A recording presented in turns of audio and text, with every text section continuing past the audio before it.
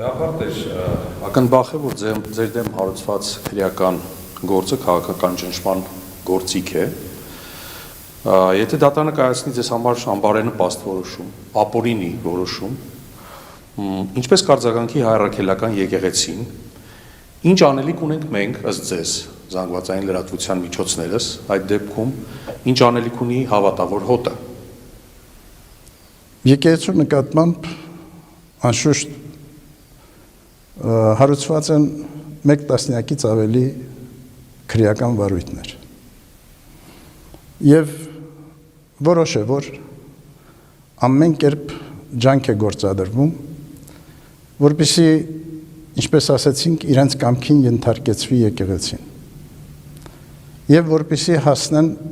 իրենց առաջադրած նպատակին հեռացնել հայոց հայրապետին իր պաշտոնից։ Եթե այդ նպատակի իրագործման համար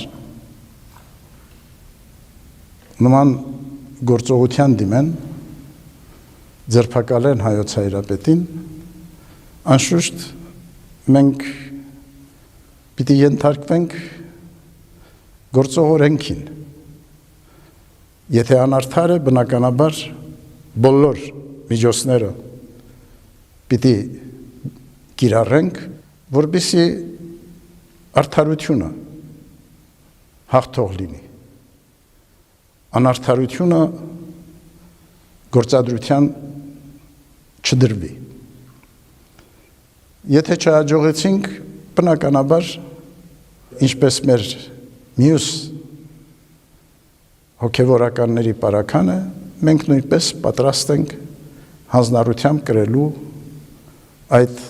անարդար պատիժը եւ որոշումը։ Բայց որևէ կերպով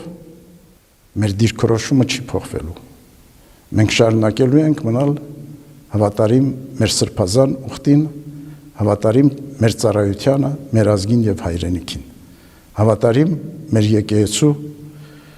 ինքնավարության պաշտպանությանը։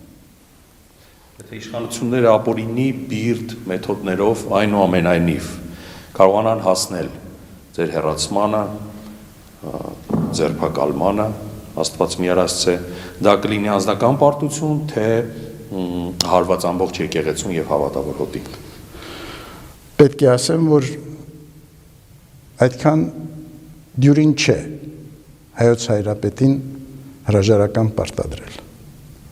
Եկեղեցին ունի իր կանոնական սկզբունքները եւ հայոց հայրապետի պաշտոնազրկումը ենթակա չէ որևէ իշխանության, որևէ անձի եւ կառույցի տնօրինման։ Եթե հարցեր կան ընդդեմ հայոց հայրապետի կամ որևէ եկեղեցականի, այդ հարցերը քննարկվում են համապատասխան ատյաններում եւ կայացվում են համապատասխան որոշումներ։ Այնպես որ այդ սկզբունքները մենք ամենայն ջանադրությամբ պաշտպանելու ենք եւ չենք ենթարկվելու ճնշումների որևէ բռնության։ Բաժանորդագրվեք Արմաթ մեդիայի ալիքներին սոցցանցերում, հետևեք մեզ նաև Armat Media AM կայքում։